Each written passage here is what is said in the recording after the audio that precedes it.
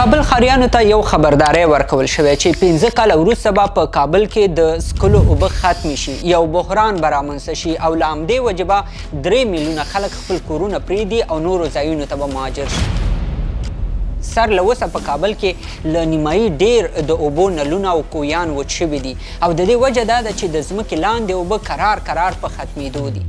خو دا یوازې د کابل مسله نه ده، بلکې د افغانستان په ډیرو نورو ولایتونو کې هم د ځمکې لاندې اوبه کمې شوي دي او د نړیوالو سازمانونو د اټکل له مخې تر 2013 کاله پورې به د افغانستان په بېلابېلو سیمو کې خلک د اوبو له یو سخت بحران سره مخ شي. په راتلونکو کلونو کې به د افغانستان ډېرې سیمې له یوې خوا سخت سیلابونه وځپي او له بلې خوا به یې سخته وچکالي ووهي. خو پوښتنه دا ده چې که افغانستان کې پریمانه سیلابونه راوځي نو ولې خلک بیا د اوبو له قحط سره مخ کیږي؟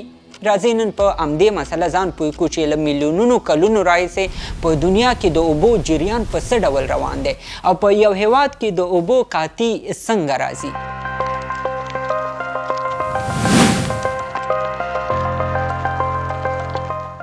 تاسو به اورېدلي چې په ځمکه کې 3 برخې اوبه دي او یوازې یوه برخه یې وچه ده چې انسانان پکې ژوند کوي، یعنی د ځمکې تقریبا 1% برخه اوبو نیولې ده. خو جالبه دا ده چې دا ټولې اوبه د څښاک نه دي، یعنی څوک یې څښلی نشي. په دې ټولو اوبو کې یوازې 3% د څښلو لپاره مناسب دي.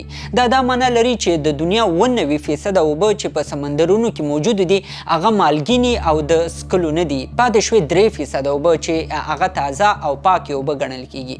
خو دا 3% اوبه هم تر ټولو انسانانو نه رسیږي. په دې کې 2% اوبه د دنیا په مختلفو ځایونو کې کنګل یا یخ شوي دي او څوک یې نشي استفاده کولی. نو پاتې شوې یوازې 1% اوبه او همدا یوازینۍ هغه اوبه دي چې په ځمکه کې ټول انسانان د څښاک لپاره استعمالوي. په دې کې لږې اوبه په سیندونو او نهرونو کې دي او ډیره برخه د ځمکې لاندې دي.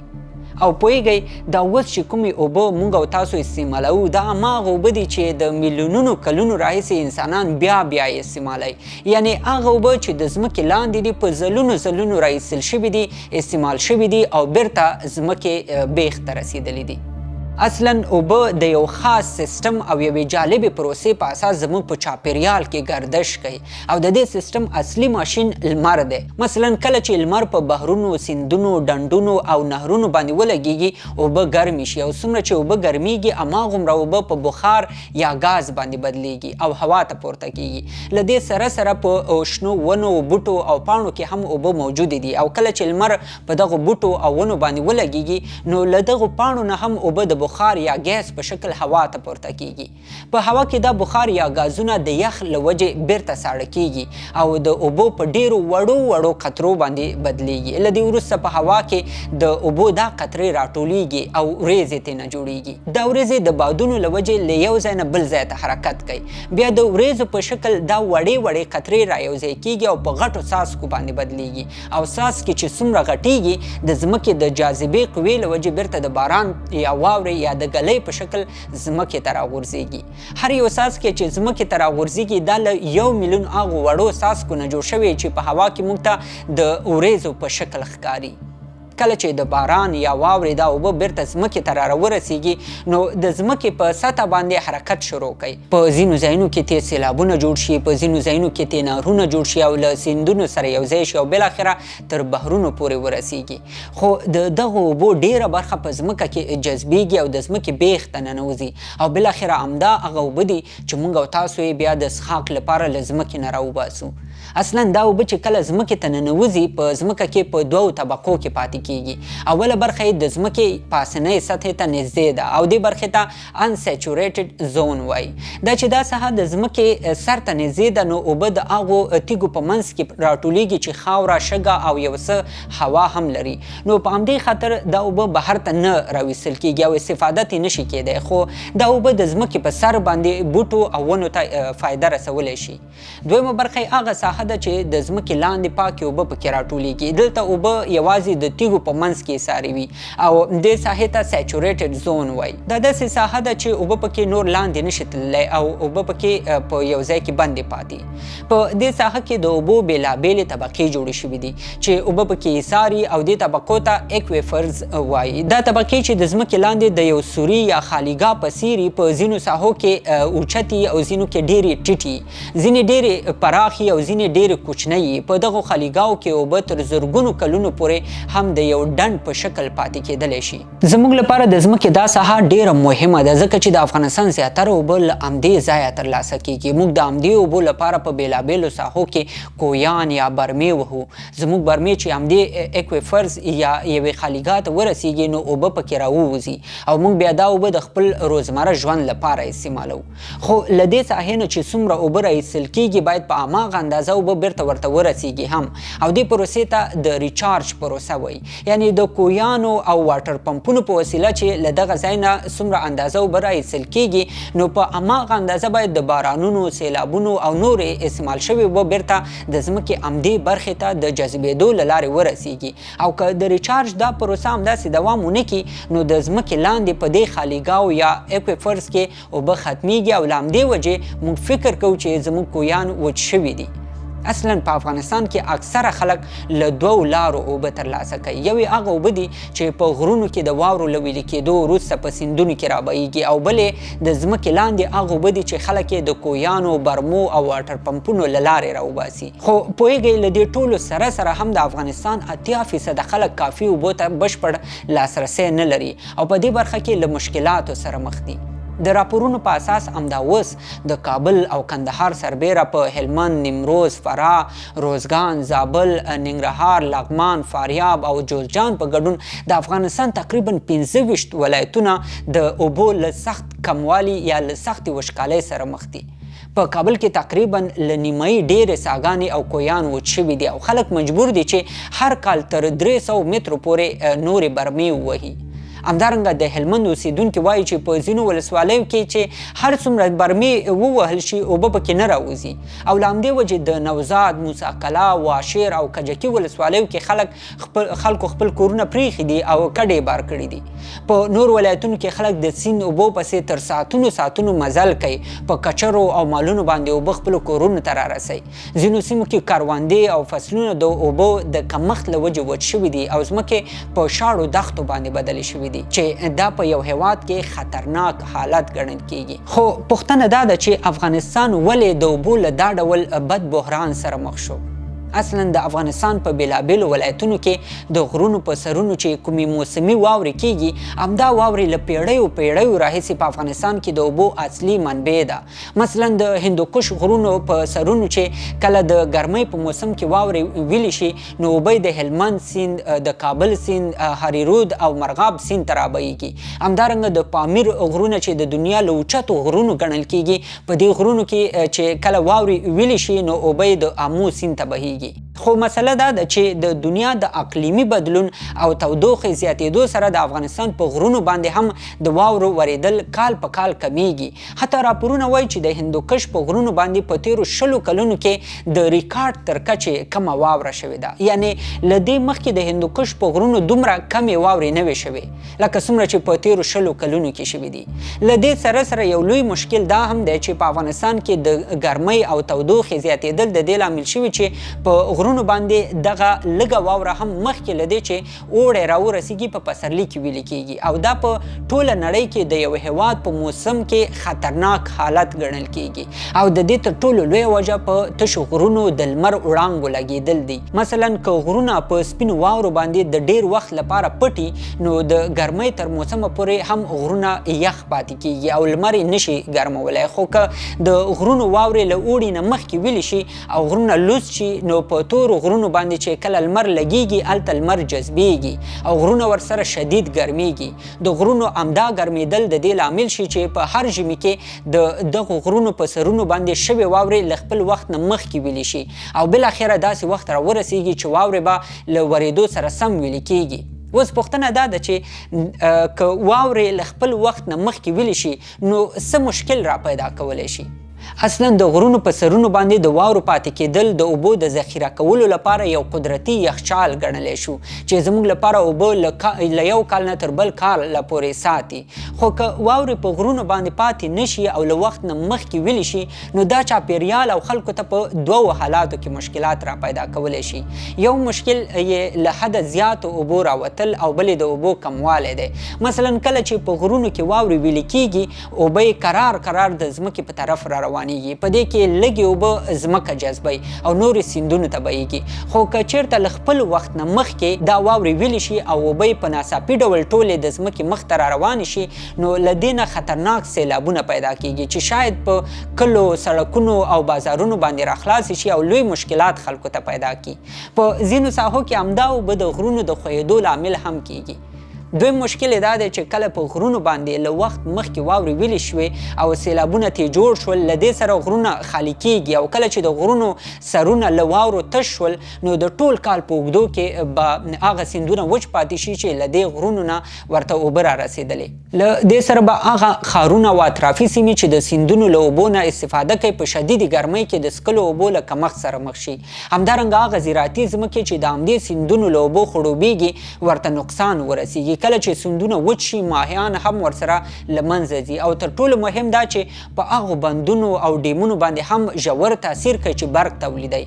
یعنې کله چې سیندونه وچ شي نو د اوبو بندونو یا ډیمونو ته په کافي اندازه اوبه نه رسیږي او ډیم ته د کمو اوبو رسیدل د دې لامل کېږي چې کمه انرژي یا برق تولید کړي. له همدې وجې موږ او تاسو په هر ګرمۍ موسم کې د برق له مشکلاتو سره مخ کېږو. د سیندونو برخه کې یو بل مشکل دا هم دی چې په افغانستان کې د سیندونو اوبه لا هم کنټرول شوي نه دي. مثلا د کابل سیند اوبه بالاخره پاکستان ته رسیږي، د هریرود سیند اوبه ایران ته بهیږي او د مرغاب سیند اوبه بیا ترکمنستان ته رسیږي.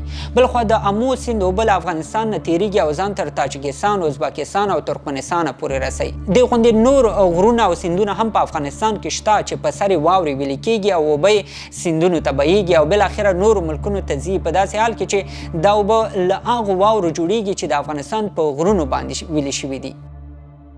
اوس راځو په افغانستان کې د هغو اوبو حالاتو ته چې د ځمکې لاندې دي او دا زموږ لپاره ډېرې زیاتې مهمې او حیاتي اوبه ګڼل کېږي. د همدې اوبو کموالی هغه څه دي چې له امله یې افغانستان د اوبو له بحران سره مخ شوی دی. په اصل کې د دې اوبو د کموالي درې مهم دلایل دي. یو دلیل دا دی چې د ځمکې بیخ یا اکویفرز ته په کافي اندازه اوبه نه رسیږي. مخکې مو وویل چې د افغانستان د غرونو واورې له وخت مخکې ویلې کېږي او کله چې واورې ویلې شي او اوبه یې په یو وار لاندې راوبهیږي نو ځمکه نشي کولی چې دا ټولې اوبه په یو وخت کې جذب کړي او له همدې وجې د ځمکې بیخ ته په کافي اندازه اوبه په ټول کال کې ونه رسیږي. له دې سره پخوا کې په افغانستان کې بارانونه کم شوي دي او له امله د ځمکې لاندې اکویفرز ته اوبه په وخت باندې نه رسیږي. دویم دلیل دا دی چې د کویانو، برمو او واټر پمپونو په وسیله د ځمکې له بیخ نه اوبه له هغې اندازې ډېرې راایستل کېږي څومره چې بیرته ورته رسیږي. یعنې اوبه ځمکې ته په کافي اندازه نه ریچارج کېږي او د دې ستونزې یو لامل دا هم دی چې په ځینو ښارونو کې له خپلې ټاکلې اندازې زیات خلک اوسیږي. مثلا کابل ښار کې په 2001 کال کې له 1 میلیون نه کم خلک اوسېدل، خو اوس په دې ښار کې له 6 میلیونو نه زیات خلک اوسیږي او تحقیقي راپورونو ښودلې ده چې یوازې په کابل ښار کې له 120,000 نه ډېرې برمې وهل شوي دي. همدا د دې لامل شوی چې د ځمکې لاندې په اکویفرونو یا خالیګاو کې اوبه کمې شي. همدارنګه په ډېرو نورو ولایتونو کې خلک د سولري برقونو نه په استفادې د برمې په وسیله پریمانه اوبه راوباسي او خپل فصلونه ورباندې اوبه کوي. په ځینو ساحو کې خو شپه ورځ دغه اوبه همداسې بهیږي او بې ځایه مصرفیږي. خو دلته یوه پوښتنه دا را پیدا کېږي چې که موږ له ځمکې اوبه راوباسو او بغیر له دې چې استفاده ترې وکړو بیرته یې په ځمکه باندې ورخوشي کړو نو دا خو بیرته په ځمکه کې جذبیږي یا بیرته ریچارج کېږي. بیا خلک ولې وایي چې اوبه باید بې ځایه مصرف نشي؟ اصلا خبره دا ده چې موږ اوبه زر استعمالوو خو د ځمکې بیخ ته اوبه دومره زر نشي رسېدلی او هغه زر نه چارجېږي.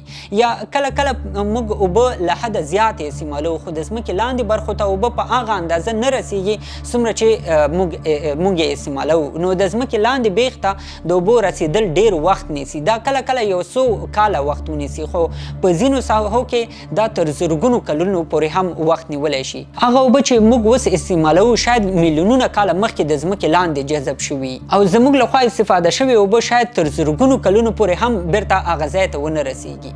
بله موضوع دا ده چې دا اوبه چې موږ استعمالوو دا د ځمکې په سر باندې له ډیرو میکروبونو او چټلیو نه تیریږي، لکه په ویالو کې له نورو میکروبونو، غازونو او کیمیکلي موادو سره یوځای کیږي. بیا چې کله دا اوبه د ځمکې بیخ ته رسیږي نو دا اوبه په هغه شان پاکې نه وي په کوم شکل چې موږ ته رارسېدلي دي.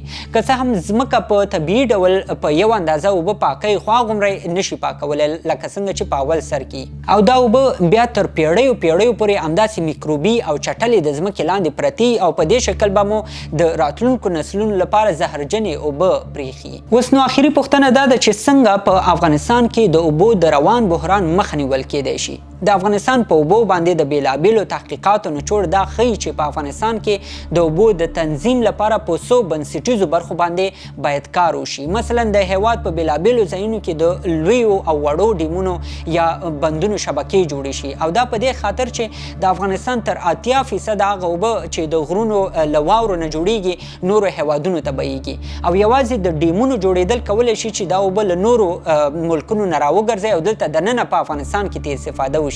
که په افغانستان کې ډیمونه یا بندونه جوړ شي دا به د کال له سر نه تر اخره پورې د خلکو لپاره د اوبو د ذخیرې په توګه کار وکړي.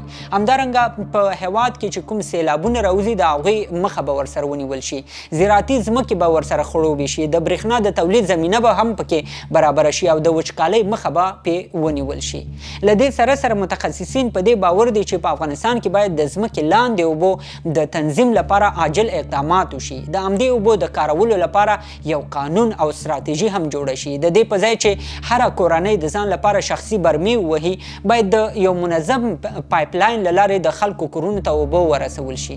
له دې سره په خوا کې د ځمکې لاندې خالیګاو ته د اوبو د جذبولو برخه کې د جدي اقدامات هم وشي. مثلا په نورو هېوادونو کې په عمومي ډول د سیلابونو اوبو لپاره ځینې حوضونه جوړیږي چې اوبه هلته راټولې شي او د وخت په تېرېدو سره په ځمکه کې جذب شي او بیا د ځمکې بیخ ته ځان ورسوي. په ځینو ځایونو کې د کویانو او پمپونو له لارې اوبه په مستقیم ډول اکویفرز یا خالیګاو ته پیچکاري کیږي. دا طریقه هغو ځایونو کې استعمالیږي چې د ځمکې لاندې اوبه ډېرې ښکته تللي او په طبیعي شکل د اوبو رسیدل ورته ډېر وخت اخلي. همدارنګه په ډېرو ملکونو کې د پخو سړکونو، بلډینګونو او نورو کانکریټي ځایونو لاندې بېلابېلې لارې جوړې شوي وي، او دا په دې خاطر چې د بارانونو اوبه په اسانۍ سره دغو لارو ته ځان ورسوي او بیا د ځمکې لاندې بیخ یا خالیګاو ته ورسیږي. د اوبو د قحطۍ په مخنیوي کې په خپله د خلکو پاملرنه تر هر څه ډیره مهمه ده. یعنی خلک په شته اوبو کې اسراف ونه کړي، بې ځایه پرېنږدي چې وبهیږي، او نورو ته هم توصیه وکړي چې دې برخې ته پاملرنه وکړي. که چېرته حکومتونه د بندونو په جوړولو کې اقدامات نه کوي، خلک دې په خپله راټول شي او په خپلو سیمو کې دې په شریکه واړه بندونه جوړ کړي. د غرونو په لمنو کې دې د اوبو د جذبېدو لپاره تر خپلې وسې حوضونه یا ډنډونه جوړ کړي. له دې لارې به مو له یوې خوا خپل انساني مسؤلیت ادا کړی، له بلې خوا به مو خپل خلک له قحطۍ ژغورلي، او تر ټولو مهم دا چې د راتلونکو نسلونو لپاره به مو یو څه اوبه په میراث باندې هم پرېښي. دا وه زموږ د دې اونۍ خپرونه. ستاسو له ملګرتیا مننه. تر بلې خپرونې د الله په امان.